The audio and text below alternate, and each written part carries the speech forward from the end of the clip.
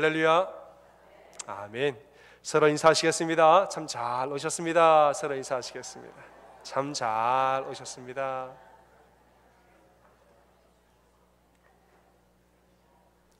사도행전 말씀을 읽었습니다. 우리가 계속 사도행전 강해로 여러분과 말씀을 나누고 있습니다. 사울은 사기가 등등하여서 그리스도인들을 잡으러 다메섹으로 가고 있습니다. 예루살렘에 있는 성도들을 찾아서 오게 가두었고 지금은 다메섹으로 가서 성도들을 잡으러 가고 있다 이렇게 말했습니다. 다메섹에 지금 예수를 따르는 무리가 늘고 있다 이런 얘기를 듣고 그 사람들 잡으러 고난을 갖고 이제 가고 있습니다. 사울은 가고 있는 모습이 아주 살기가 등등한 모습이었다 이렇게 말을 하고 있습니다. 여러분, 지금 사울은 살인을 한 사람이고 또 사람들을 가두는 일을 하고 있습니다. 살인을 하는 것은, 사람을 죽이는 일을 하는 것은 누구에게나 유쾌한 일이 결코 아닙니다. 전쟁에서 피치 못하게 적과 싸우고 있지만은 그 마음이 편할 리가 없는 것입니다. 누구에게나 사람을 죽인다는 것은 유쾌한 일이 아닙니다. 살인을 하면 본능적으로 그 마음에 두려움과 죄책감이 생기기가 마련인데 사울은 지금 어떤 도구를 이용하여서 자신에게 지금 정당화시키고 있고 심지어는 이것을 사명 감당하는 것으로 승화시키고 있다는 것이에요. 지금 내 안에 이런 불편한 마음들과 이러면 안 되는 거 아닌가 이런 죄책감들이 올라오려 하는데 어떤 도구로 이것을 전부 다 아니야 이래도 괜찮아 하고 다짐 눌러서 제어하고 있다는 것이죠. 그 도구가 무엇이냐? 바로 율법이었습니다. 율법에는 거짓 선지자는 죽여도 된다고 그랬어. 율법으로 자신 안에 있는 이런 죄책감들을 누르면서 지금 하는 거예요. 이거는 지금 살인이 아니라 율법을 수호하는 사명 감당하는 거다. 자기를 제어하고 마음을, 죄책감을 억누르고 지금 살고 있습니다. 사울을 비롯한 많은 사람들이 이런 일을 관여하면서 마음이 불편하였겠지만은 사울은 그들에게 이 살인에 대한 논리를 대중들에게 제공해주는 젊은 율법학자였던 것입니다. 이런 생각에 사로잡힌 채 살기가 등등해서 다메섹으로 가는 길에 사울은 놀라운 경험을 합니다. 호련히 하늘로부터 빛이 그를 둘러비춰서 사울이 땅바닥에 엎드러집니다. 그리고 예수님의 음성이 들립니다. 사울아, 사울아, 내가 어찌하여 나를 박해하느냐? 당신 누굽니까? 나는 네가 그렇게 박해하는 예수니라 말했어요. 너는 일어나 시내로 들어가라. 네가 행할 것을 이룰 자가 있으리라. 이때부터 사울은 눈이 멀었다고 이렇게 말을 하죠. 여러분, 이 길을 가다가 예수님의 음성을 들은 것은, 예수님의 강력한 빛을 경험하고 그분의 음성을 들은 것은 굉장히 사울에게는 충격적인 일이었습니다. 왜냐하면은 사울이 스스로 생각할 때에 예수라는 지금 사람은, 예수라는 자는 저주를 받아 죽은 자죠. 저주를 받아 죽은 자인데 예수님의 살아있는 음성을 들은 거예요. 이게 뭐지? 싶은 거예요. 그 사람 죽었는데, 우리가 죽였는데, 우리가 도모해서 죽였는데 왜 그 사람 음성을 내가 들었지? 이 혼돈에 지금 빠지게 됩니다. 또 예수는 누구냐? 예수는 사람들을 현혹시키는 거짓 선지자다라고 생각했어요. 그러니까 그 사람에게 능력이 없는 거예요. 거짓 선지자니까 능력도 없고 우상과 같은 그런 존재라서 죽인 건데, 지금 사울이 경험한 것은 그 예수님의 압도적인 빛을, 예수님의 압도적인 능력을 경험하게 된 거예요. 이게 뭐지? 그 사람은 유명무실한 사람인 줄 알았는데, 그 사람은 무능력한 거짓 선지자인 줄 알았는데 내가 왜 이런 엄청난 능력을 경험했지?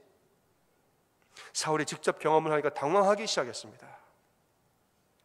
본인이 당당하게 저 사람은 거짓 선지자, 저 사람 무능력한 우상 이러면서 죽였더니 살인을 했던 자신의 논리가 틀렸다는 사실을 증명하고 있습니다.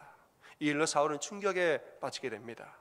그는 다메섹 성 안으로 들어가서 사흘 동안 보지 못하고 먹지도 마시지도 않았다 그랬습니다. 11절 말씀에 보면 사울이 기도하는 중이라 이렇게 말했습니다. 그러니까 지금 사울은 3일 동안 금식하면서 기도하는 거예요. 3일 동안 내가 지금 경험한 일에 대해서 이게 도대체 어떻게 된 거지? 나는 이런 줄 알았는데 그게 아니었구나. 사실은 이거였나 보다. 충격에 빠지면서 예수님에 대해서 다시 한번 생각하면서 예수님에 대해서 진실은 무엇입니까? 라고 지금 기도하면서 3일간 금식 기도하고 있는 중인 것입니다. 훗날에 사울은 갈라디아서 3장 13절에서 자신의 경험을 이렇게 고백합니다. 그리스도께서 우리를 위하여 저주받은 바 되사 율법의 저주에서 우리를 속량하셨으니, 이렇게 말해요. 그러니까 그리스도께서 우리를 위하여 저주를 받았다는 거예요. 나는 그 사람이 자기 죄 때문에 저주받아 죽은 줄 알았는데, 그 사람 자기가 잘못했으니 저주받아 죽은 줄 알았는데, 사실은 그 저주가 그 사람이 받을 저주가 아니라 누가 받을 저주였어요? 내가 받아야 할 저주를 대신 지고 죽었다는 거죠. 그래서 우리를 위하여 저주받은 바 되사.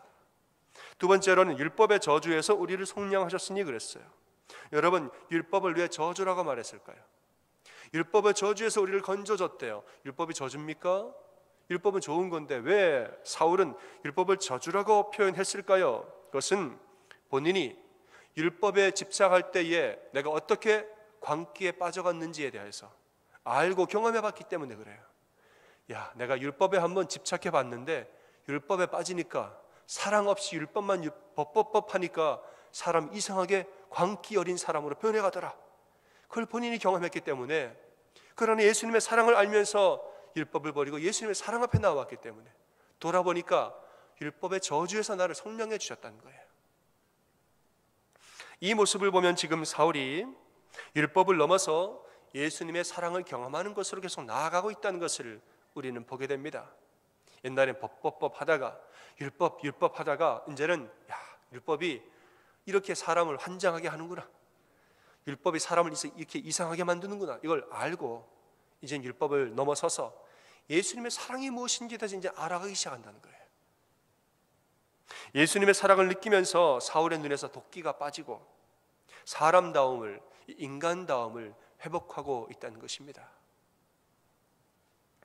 여러분, 사람은 무엇으로 변화되는 걸까요? 사람은 법으로 변화됩니까? 사랑으로 변화됩니까? 사람은 무엇으로 변화됩니까? 사랑으로 변화되는 줄 믿으시길 바랍니다. 사람은 사랑으로 변화되는 거예요. 여러분, 예수님 믿으시고 예수님 영접하시고 삶이 많이 바뀌셨죠? 예수님 믿으시고 참 우리의 삶이 많이 변화되고 있는 중입니다. 지금도. 우리가 삶이 변화된 이유는 뭐냐? 예수님의 사랑을 알기 때문에 변화되는 거예요.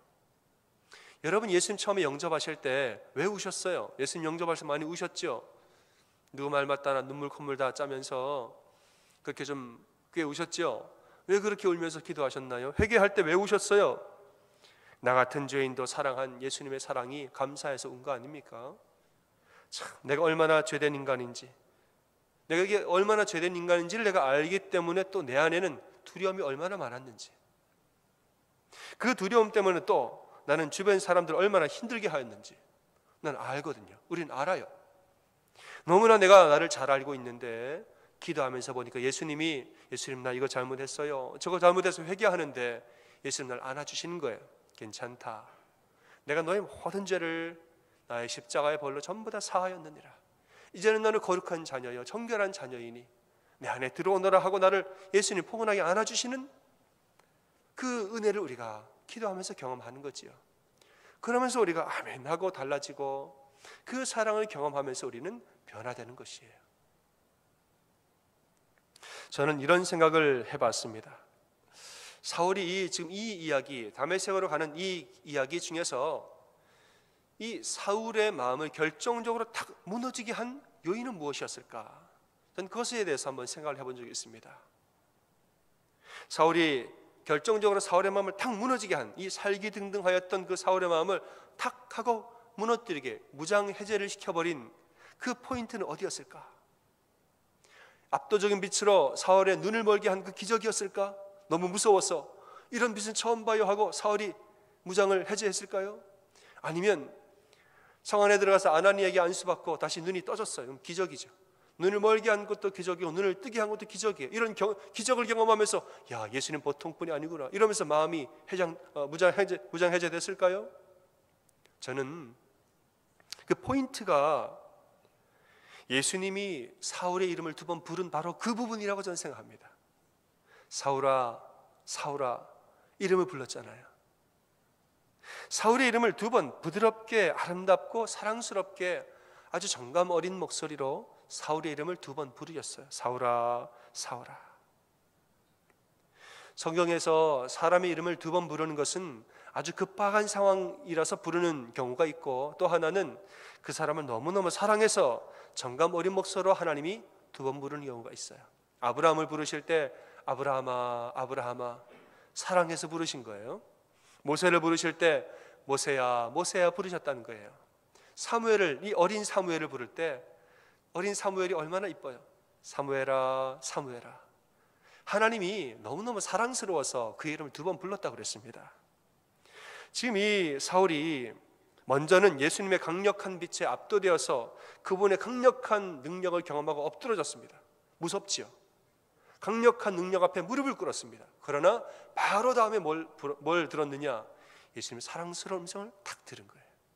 무릎을 탁 꿇은 다음에 그러나 사랑스러운 음성을 곧바로 들은 것이지요. 사울아 사울아 네가 왜 나를 비방하느냐?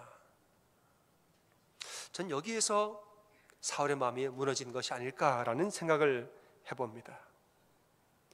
여러분 가끔 그럴 때가 있죠. 참 우리가 살다 보면은 누가 봐도 정말 큰 잘못을 할 때가 있죠. 야 이거 큰일 났다. 내가 이거 큰 잘못을 했구나. 큰일 나겠다 하고 두려운 마음으로 벌 받기를 기다리고 있는데 심판자가 오더니 다 상황을 보더니 벌을 안 줘요. 그리고 안아주는 거예요. 괜찮아요. 그럴 수도 있지. 그럴 수도 있으니까 괜찮아 하고 우리를 안아줄 때 우리는 그때 두려움에서 해방되는 거예요. 두려움에서 해방되고 내 안에 있는 사랑을 느끼면서 우리가 마음이 쫙 하고 녹아집니다. 용서를 경험할 때 사람의 마음은 녹아지게 되는 거예요. 사울이 예수님의 그 음성을 들으면서 마음이 녹아진 것이 아닌가, 저는 이렇게 바라봅니다. 그리스도인들을 죽이고 가두는 동안에 사울이 내면에서 두려움과 죄책감의 감정이 울컥울컥 아마 올라왔을 것입니다. 울컥울컥 올라오는데 그래도 살아남기 위해서는, 자신이 살기 위해서는 율법이란 도구로 내 안에 있는 이런 감정들을 억누르면서 살아온 거예요. 율법이 말하기를 괜찮다 그랬어. 율법으로 감정들을 억누르고 살아옵니다. 온갖 복잡한 감정들이 철저한 자기 변명으로 억눌러지고 이렇게 사니까 사울이 살기가 등등한 사람이 된 거예요. 감정을 전부 다 숨기고 아파도 아프단 말 안 하고 두려워도 두렵단 말 안 하고 율법이 그랬으니까 이렇게 율법으로 억누르고 사니까 감정을 하나도 드러내지 않고, 말하자면 이 바늘로 찔러도 피 한 방울 안 나올 사람처럼 철면피로 살아가니까 이 사람이 얼굴이 살기가 등등한 사람이 되었다고 그랬어요. 그런데 예수님 앞에 나아가서 사울아 사울아 하는 예수님의 부드러운 음성을 듣고 나니까 그만 그동안 억눌렀던 감정들이 터져나오면서 마음이 무장해제가 되고 눈물이 쏟아지기 시작한 것이 아닌가 생각합니다. 여러분, 자기 의로 사는 사람은 마음 깊은 것에 두려움이라는 것이 있습니다. 누가 나를 해치면 어떻게 하나? 내가 성공하지 못하면 어떻게 하나? 남보다 내가 불행해지면 어떻게 하나? 사랑받지 못한 사람은 두려움을 가지고 살아납니다. 내 죄가 드러나면 어떻게 하나? 그것 때문에 내 못난 모습 때문에 사람들에게 버림받으면 어떻게 하나? 이런 것들을 어떻게 하느냐? 외형의 도구들로 우리가 억누르면서 산다는 것이에요. 남들에게 무시당하지 않을 만큼의 돈을 가지고 남들에게 무시당하지 않을 지위로 올라가고 내가 명예를 쌓아가면서 이 두려움들을 이겨내고 사는 것이에요. 남들을 능가할 만큼 내가 부지런하게, 내가 남들을 능가할 만큼 착하게 살아서 이 두려움을 이겨내고자 합니다. 하지만 이런 것은 진정한 변화가 아닙니다. 두려움을 이기기 위해서 열심히 사는 사람은 다른 일을 용납할 줄을 모릅니다. 오히려 뭐라고 그러느냐? 너도 두렵다고 울지 말고 두려움을 이기려면 나처럼 독하게 살아야지라고 말해요. 너도 두려움을 이기면 나처럼 이렇게 무섭게 살아야지라고 율법의 잣대를 들이대면서 사람들에게 살기가 등등함을 가르치는 것이지요. 이게 바로 사울이 살아왔던 방식입니다. 그러나 변화라는 것은 무엇인가? 변화라는 것은 이 두려움들을 전부 다 이 내 안에 있는 부정적이고 아픈 감정들을 억누르지 말고 다 끄집어내야 돼요. 다 끄집어내야 돼요. 힘든 작업이죠. 그러나 이 감정들을 무엇으로 내가 착하게 살아야지, 열심히 살아야지, 돈 많이 벌어야지, 명예와 지위가 있는 사람이 돼야지, 이런 것으로 안의 두려움을 숨기고 꽁꽁 숨기고 사는 것이 아니라 예수님 앞에 나와서 이 감정들 전부 다 드러내야 돼요. 다 드러내고 예수님의 십자가 앞에 이 두려운 마음들을 솔직하게 다 올려드려야 되는 것이에요. 올려드리면서 예수님의 보혈로 전부 다 씻겨내야 되는 것이에요. 예수님의 사랑의 능력을 우리가 믿는다면 예수님 앞에 나아가 이 모든 것을 고백하고 나 홀로 감추고 살지 않고, 감추느라고 얼마나 힘드세요 여러분. 감추지 말고 예수님 앞에 나와서 기도하고 고백하고 다 올려드려야 돼요. 올려드리면 예수님이 내 속을 다 청소해 주세요. 다 깨끗하게 씻어주세요. 얼마나 속으로부터 아름다움이 나오는지, 이런 사람으로 우리가 거듭나는 것이, 그게 바로 변화라는 것입니다. 제가 아는 분 중에서 공주대 음대 교수로 재직 중이신 백기현 장로님이란 분이 계십니다. 이분이 2살 때 사고로 곱사등이 된 채 50년을 사신 분이에요. 등이 곱사등이 돼서 50년 동안 그렇게 사셨는데 하나님의 은혜로, 하나님의 기적으로 그 곱사등이 펴진 분이에요. 놀라운 하나님의 은혜요, 능력입니다. 그런데 제가 이제 이분의 간증을 교회 초청해서 간증을 들으면서 제가 받은 은혜는 정작 다른 데 있어요. 곱사등이 펴지는 치유와 동시에 그분 안에서 내적인 치유가 일어났습니다. 그분이 여러 가지 이 악감정들이 똘똘 뭉친 상태로 살아가셨는데 하나님이 그의 등을 고치시면서 동시에 이 안에 있는 내면을 다 고치신 거예요. 안에 치유가 일어나고 영적인 변화가 일어나서 완전히 다른 사람이 된 것이에요. 즉 거기에 저는 은혜를 받았어요. 이분이 사춘기가 됐을 때 자신이 곱사등인 것에 대해서 수치심을 느끼기 시작했답니다. 자신을 보고 수군거리는 친구들을 보고 마음이 아팠고, 이분이 노래는 참 잘하는데, 어디 가도 노래는 기가 막히게 잘하는데 등이 그런 거죠. 그러니까 생김새 때문에 무대에서 제외되는 거예요. 이런 것들을 경험할 때 아주 수치심이 더해졌습니다. 그런데 장로님이 어려서부터 속으로 이런 마음을 가졌대요. 지금 내 수치심을 밖으로 드러내면 내가 그들에게 지는 거다 그랬대요. 내가 부끄러운 거, 이런 마음을 내가 조금이라도 치르려면 나는 지금 지는 거다. 나는 오히려 더 착하게 살고 더 성실하게 살고 또 공부 잘하고 똑똑하게 살자. 이래서 이분이 아주 공부도 열심히 하고 노래도 잘하고 착한 사람으로 살았다는 거예요. 하지만 마음에는 수치심과 상처와 복수심들이 점철되어 있었습니다. 27살에 대학 교수가 되고 곱사등의 컴플렉스 때문에 무대 공연은 그만두고 오페라 제작에 집중하기 시작했습니다. 오페라단을 만들어서 단장이 되고 창작 오페라 이순신이라는 오페라가 있어요. 오페라 이순신을 본인이 제작을 해서 국제 무대에 공연하고 다녔습니다. 마음속으로는 이랬대요. 나 무시했던 사람들을 지켜봐라. 내가 오페라로 보란듯이 성공해서 내가 복수하고 말리라 생각했다는 거예요. 국무총리상, 화관문화훈장 이런 거 받으면서 그냥 마음에 있는 복수심들이 점점 나오기 시작했습니다. 숨겨둔 교만이 막 드러나기 시작한 거예요. 개인적으로는 이분이 제가 섬겼던 그 큰 교회가 있는데 큰 교회 성가 지휘자셨어요. 제가 잘 알죠. 이분이 성가 지휘할 때 어떤 모습이었는지 소문을 제가 다 들었어요. 제가 간증 집회 끝나고 식사하면서 장로님, 그때 제가 잘 알고 얘기도 많이 들었습니다 그랬더니 성가 지휘도 참 좋았습니다 그랬더니 하시는 말씀이, 목사님 사실은 그때 제가 스스로는 자격 없는 지휘자였습니다 그래요. 사실은 저는 아주 자격 없는 지휘자였습니다. 담임 목사님의 강권으로 내키지 않게 성가 지휘를 했는데 성가 지휘 자리로 올라가면 내 등이, 곱사등이 회중들에게 보여지는 거예요. 그것 때문에 아주 스트레스를 받아가지고 성가대 지휘하러 올라갈 때마다 계속 앞에가 신경이 안 쓰고 뒤에가 신경 쓰는 거예요. 누가 웃지 않나? 나보고 뭐 흘기는 사람이 없나? 사람들 날 뭐라고 생각할까? 계속 이 생각을 하면서 예배하고 성가 지휘하고, 이 스트레스를 누구에게 풀었냐? 성가 대원들한테 다 풀고 다녔다는 거예요. 성가 대원들 뭐 잘못하면은 그거밖에 못합니까? 말하고, 왜 연습 안 해왔습니까? 왜 그랬습니까? 막 그냥 다 쏟아 부으면서, 그래서 성가 대원들이 다 떠나가는 거예요. 제 기억이 나요. 이분 되게 무서운 분이라고. 제가 그 신학생 시절에 많이 명성을 제가 익히 들었죠. 대단한 분이지만 무서운 분이라고. 그 성가에서 한 번 틀리면 안 된다고 연습을 무지하게 열심히 해갔어요. 성가 대원들이. 뭐 성가 연습실 왜 지하에 있느냐? 지상으로 올려라. 뭐 이러고. 기관지가 안 좋은 목사님이 예배 중에 기침을 하시면은 아니 왜 성가대 찬양 전에 기침을 하셨느냐고 막 따지고, 그런 지휘자였다는 것이죠. 그러다가 러시아 공연을 다녀오시고 큰 빚을 지게 됐는데 오페라에서 실패를 맛보게 됐습니다. 오페라를 자기 복수의 도구로 삼으려고 했는데 하나님이 오페라를 치신 거예요. 10억이 넘는 빚 때문에 아내와 싸우면서 삽니다. 이번 생각에 나는 지금 곱사등에다가 빚쟁이에다가 아내가 날 떠나겠지 그랬대요. 아내가 날 떠나겠지. 계속 두려움 가운데 아내가 날 떠나겠지. 근데 아내가 안 떠나더래요. 자살하려고 차를 몰고 낭떠러지에 가보고 저수지에도 가봤는데 용기가 없어 못 죽었습니다. 아내는 남편을 위하여서 간절히 기도하고 하나님 우리 남편 변화시켜달라고, 저 교만한 마음 꺾어달라고 계속 기도하는데 어느 날은 여보 부흥회 한번 가봅시다 그러더래요. 어느 교회 부흥회가 있는데 우리 부흥 강사님 부흥회 와서 함께 은혜 받읍시다. 그렇게 간절히 조르는데 아내를 위해서 아내가 안 떠나는데 뭐라도 해줘야지 하면서 억지로 따라갔다는 거죠. 그런데 그 부흥 집회에서 십자가의 은혜를 제대로 경험을 했습니다. 십자가를 보세요.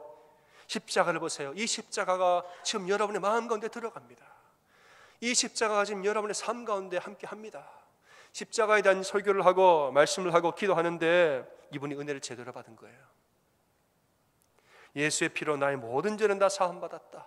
내 안에 있는 수치심과 두려움과 부끄러움과 이 모든 거, 사람들에게 안 들키려고 계속 조마조마 내가 꽁꽁 싸매고 있었던 거, 이거 십자가의 은혜를 전부 다 태워버리고 예수님 다 아시고 나를 사랑하시니까 이거 다 올려드리고 사람이 완전히 변화된 것이죠. 그리고 성령님이 강하게 임하면서 기도하는데 내가 지금 너의 등을 펴겠노라 라는 음성을 들었다는 거예요. 그리고 정말로 며칠 뒤에 곱사등이 펴졌습니다. 저는 이분의 곱사등이 펴진 거에서도 은혜를 받았지만 더 은혜를 받은 것은 뭐냐, 이분이 완전히 변화된 삶을 살게 됐다는 것에 은혜를 더 많이 받았어요. 두려움과 수치심, 자격지심으로 똘똘 뭉쳐서 율법으로 사람들을 찌르고 다니던 이분이 십자가의 사랑으로 변화되니 내면이 치유되고 아름다운 신앙인으로 거듭난 거예요. 교만한 성품이 겸손으로 바뀌고 불순종의 삶이 순종으로 바뀌고 욕심을 위한 삶에서 복음을 위한 삶으로 변화된 거예요. 이분은 지금 전 세계를 돌아다니면서 본인 간증 집회하고 다녀요. 간증 집회하면서 예수님의 사랑을 전파하는 그런 전도자로 지금 사역하고 계십니다. 여러분, 진정한 변화라는 것은 용납되고 사랑받는 경험에서 예수님의 그 따뜻한 사랑에서 우리의 변화가 생기는 줄 믿으시길 바랍니다. 여러분, 세상 사시면서 어떠셨어요? 불완전한 세상에서 불완전한 내가 불완전한 사람들과 함께 살다 보니까 얼마나 거치는 게 많으세요? 얼마나 긁히고 상처받고 아프세요? 내가 아무리 열심히 해도 인정받지 못하고 최선을 다하여도 여전히 거절당하는 이런 두려움 속에서 그러면 어떻게 하나? 이런 마음 우리에게 있지 않습니까? 우리는 불완전하거든요. 내가 아무리 완벽하였어도 저 사람이 불완전한 나를 거절할 수 있거든요. 우리끼리는 아무리 좋아도 세상이 불완전하니까 계속 그런 두려움과 마음과 아픔들이 우리에게 있는 것이에요. 그런데 여러분, 예수님의 사랑 앞에 나아오시길 바랍니다. 그 마음들 여러분 마음속에서 꽁꽁 싸매서 들키지 말아야지 하면서 꼭 붙들고 혼자 살지 마시고 예수님 앞에 나와서 기도하면서 예수님께 전부 다 올려드리세요. 그거를 성령님 불러 전부 다 태워버리셔야 돼요. 예수님의 사랑으로 십자가의 보혈로 전부 다 녹여버리셔야 돼요. 안 그런 척 하는 것이 전부가 아닌 거죠. 진짜로 안 그래야 되는 거예요. 어떻게 진짜로 안 그럴 수 있는가? 이거 전부 다 덜어내서 십자가 앞에 다 올려드리고 기도하면서 그분의 보혈로 다 녹여버려야 되는 거예요. 예수님이 하신 사역은 사람들을 사랑하고 품으시는 사역이었습니다. 바리새인들은 수백 개의 율법을 다 만들어 놓고 백성들을 통제하고 다스렸습니다. 너희들 이 법을 꼭 지켜야만 우리 사회에서 대접받는다. 율법으로 사람들을 통제했습니다. 그런데 예수님은 줄기차게 하나만 말씀하셨습니다. 그게 뭐냐? 바로 사랑이에요. 얘들아, 그 율법, 수백 개의 율법들 저 사람 만들어 놓은 거 다 못 지키는 거 나도 안다. 나는 여지껏 살면서 그 율법 다 지키고 사는 사람 한 번도 못 봤다. 우리가 연약한데 어떻게 그걸 다 지키느냐? 근데 그래도 나는 너를 사랑할 거야. 이게 예수님 메시지인 거예요. 다 못 지키는 건 내가 알지만은, 다 연약하고 조금씩 부족한 걸 내가 알지만 그래도 나는 너희를 끝까지 사랑할 거야. 이게 예수님 메시지인 거예요. 잘나든 못나든 너는 내 사랑이고, 잘났든 못났든 넌 내 딸이고 아들이야. 지적당하지 않고 욕먹지 않으려고 너 얼마나 수고하고 애쓰면서 사느냐. 수고하고 무거운 짐진 자들아 내게로 와서 좀 쉬어라 그랬어요. 내가 힘주고 내가 위로해 줄 테니까 내 품에 와서 좀 쉬어라 그랬어요. 수고 많았는데 힘들었을 텐데 내 품에 안겨서 울라는 거지요. 애통하는 자는 복이 있나니라고 말씀하셨습니다. 사랑하는 여러분, 예수님의 사랑을 누리고 사시길 바랍니다. 예수님의 사랑으로 회복하시고 여러분 마음에 있는 어둠의 마음들을 떨쳐버리시고 억누르고 숨겨왔던 어둠의 감정들을 다 십자가의 은혜로 녹여버리시기를 바랍니다. 거절에 대한 상처와 스스로를 용납하지 못하는 마음들 예수님 앞에 다 고백하셔야 돼요. 다 기도하면서 여러분의 마음을 열고 기도하셔야 되는 거예요. 나는 기도 안 할 거예요. 나는 내 속마음 안 들킬 거예요. 기도하면 다 들킬까 봐 기도를 못 하겠어요. 이런 사람이 있습니다. 어떤 분이 저한테 한 얘기예요. 목사님 저는 기도를 못 하겠어요. 기도하면은 본물 터지듯이 터져 나올까 봐 기도를 못 하겠대요. 그러니까 기도를 해야지. 그러니까 그분 기도하면서 다 터져 나왔어요. 터져 나와서 은혜를 많이 받았죠. 여러분, 예수님의 사랑 앞으로 다 나아오시길 바랍니다. 기도하는 가운데에 내 이름을 불러주시는 예수님의 음성을 들어보시길 바랍니다. 정말 우리가 기도하다 보면 깊이 있게 예수님 앞에 나아가 기도하고 간절히 기도하다 보면 예수님이 내 이름을 불러주시는 경험을 합니다. 대기야, 대기야. 여러분의 이름을 예수님이 부드럽고 사랑스러운 목소리로 불러주시는 경험을 해요. 그 사랑을 우리가 기도하다 보면 우리 온몸으로 느낄 때가 있어요. 그때 우리의 마음이 무장 해제되는 거예요. 그때 내가 사실 뭐가 두려웠는지를 얘기하게 되고 그때 내 안에 해결되지 않았던 감정들 전부 다 올라오면서 보혈의 능력으로 씻겨지는 거예요. 여러분, 마음을 열고 예수님 앞에 나와 기도하시기를 바랍니다. 마음을 닫고 살지 마시고 마음을 열고 기도의 자리로 나와서 기도하시길 바랍니다. 이것은 세상에 줄 수 없는 평화이며 사람이 줄 수 없는 은혜인 거예요. 오직 예수님 앞에 나아가서 우리가 마음을 열고 진심으로 기도할 때에 누릴 수 있는 평화이고 은혜인 것입니다. 우리가 할 일은 무엇이냐? 우리가 할 일은 예수님 안에 거하는 것입니다. 예수님의 사랑 가운데 나아가고 기도하는 것이에요. 사랑하는 여러분, 이 말씀을 붙들고 마음을 열고 예수님 앞에 나와 기도하는 여러분 다 되시기를 주님의 이름으로 축원합니다. 아멘. 특별히 이제 우리의 부흥회가 다가오고 있습니다. 부흥회를 통하여서 회복해 하시는 하나님의 손길이라는 주제인데요. 내 안에 뭐가 회복이 돼야 되는가? 여러분 기도해 보시면서 준비하시길 바랍니다. 이 부흥회 기도하는 시간을 통하여서 하나님 앞에 여러분의 마음을 다 고백하세요. 여러분 마음을 열고 예수님 앞에 나와 기도하셔야 돼요. 그러한 기도의 회복과 우리 심령의 회복이 일어나는 여러분 다 되시기를, 또 우리 온 교회가 되기를 주님의 이름으로 축원합니다. 아멘.